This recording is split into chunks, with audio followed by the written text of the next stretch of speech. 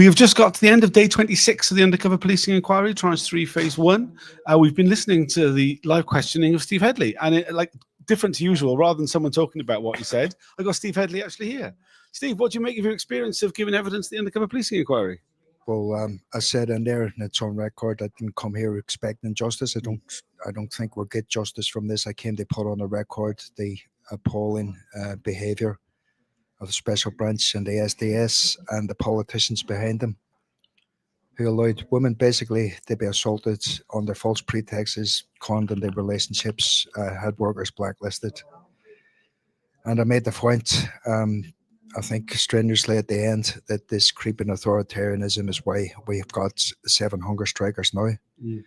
Some of them in the well over 30 days.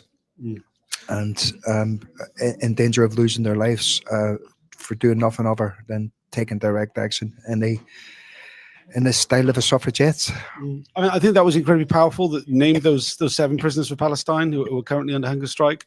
And I think the point you made, that the reason we've got here, the reason we've got into such an authoritarian state where we've got such an extreme clampdown on civil liberties, it was born because of the units like the SDS, criminalizing protest, criminalizing dissent, and making giving the police open season really on any form of protest.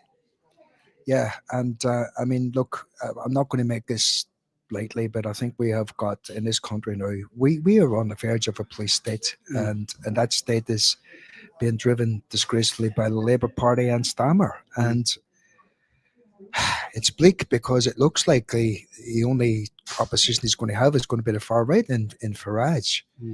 And we in the left really need to get our act together pretty quickly, because otherwise this is going to become the norm.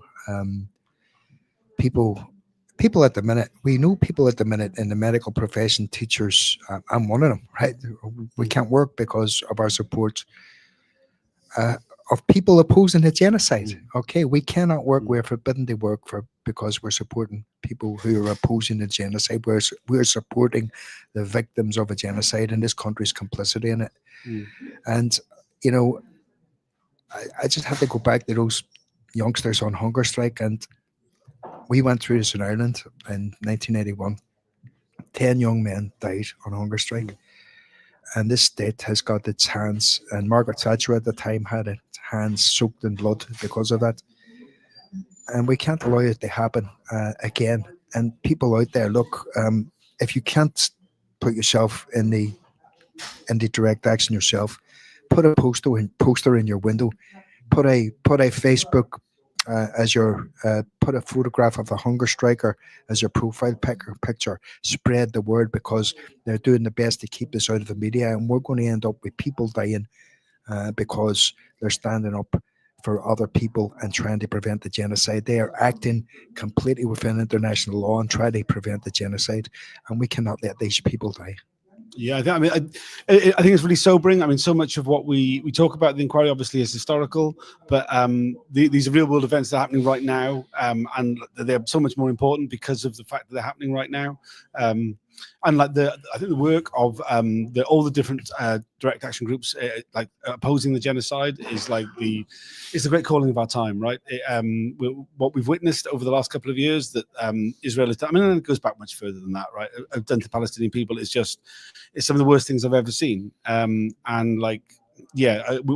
responsibility on all of us to find ways to oppose it in whatever way we can. During your questioning, you were taken through a lot of the reports that were done on you by both Mark Jenner, who we'll be hearing from next week, but also Carlo Soraci, who we'll be hearing from next year. And I think you did a fantastic job of taking apart those reports and just pointing out there's nothing there. No, there's nothing there at all. I'm an experienced trade unionist. I've held senior positions in the trade union movement. I've had meetings with government ministers. I've also been a local representative. The case that they've got, or the alleged case that they've got, a local representative would have had thrown out in 10 minutes at any disciplinary. They just don't have a case. These people were paid from the taxpayer's purse to sit and smoke drugs, by their own admission, smoke drugs, have affairs with women, and go on the drink. That's what they were paid for. And they couldn't, on all that time, they couldn't even get enough to bring one of us to court because we weren't doing anything illegal.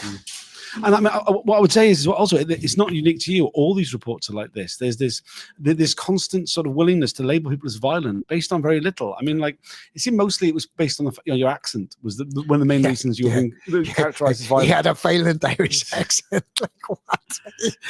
I thought I had a sort of moderate Irish accent. I mean, it's just ridiculous. I mean, it would be a lot funnier if it wasn't so serious. It was. Sometimes you just had to laugh. You know, it was just like I was allegedly in contact with senior members of Sinn Féin, like Martin McGuinness and Jerry Adams, were coming around for tea or something. Like it was just absolute nonsense. Absolute nonsense. I mean, I think what these undercover police reports really show us is like kind of a skill in creative writing of making very like mundane things sound very serious. I mean, like for example, your trip to Greece, which was he went on holiday in Greece. He went on holiday in Greece and attended a trade union conference. Yeah. Yeah, I mean, it's just ridiculous. But like that, but this, I mean, it shows really that I mean, this isn't just individual officers doing it off their own bat. This is systemic. This is the point I was trying to make. This is not just bad apples. We had cases in there where people who had abused women were mentoring other people. So what did they expect? People who had conned women into sexual relationships, even had children with them, fictitious characters, if you like. You know, the woman wasn't consenting. They go to bed with that person. They thought they were somebody else. So they were training. They were mentoring other people. What did they expect?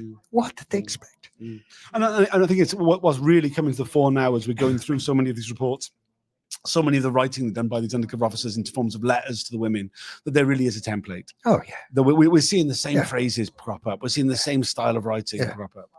It is mentored. It's, you know, and we particularly see it from the likes of Bob Lambert and from when his time as the undercover to his time as a manager, that the officers who served under him were his acolytes. Yeah. You know, I think that's becoming very clear.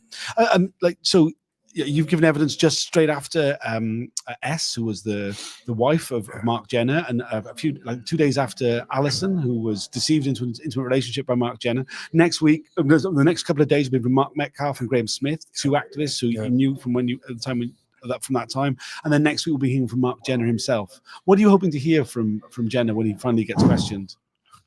I want an apology. I want him to recognize what he's done was not just bad for people like us who he was spying on, but for his own family. His own wife was in there, and my heart went out there. You know, I did as a human being.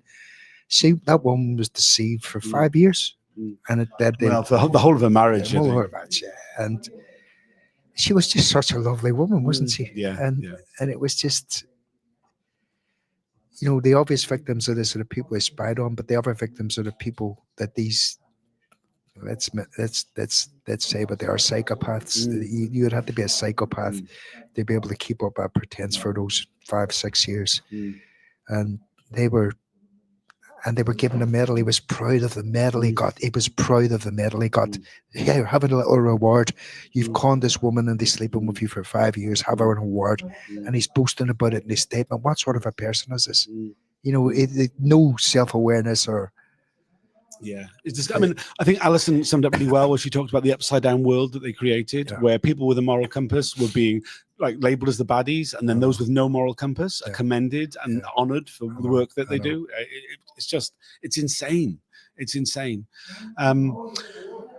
You've been following the undercover inquiry like over the last while? You know what? I haven't really, because it brings up such bad memories, you know, of just things that I wanted to forget.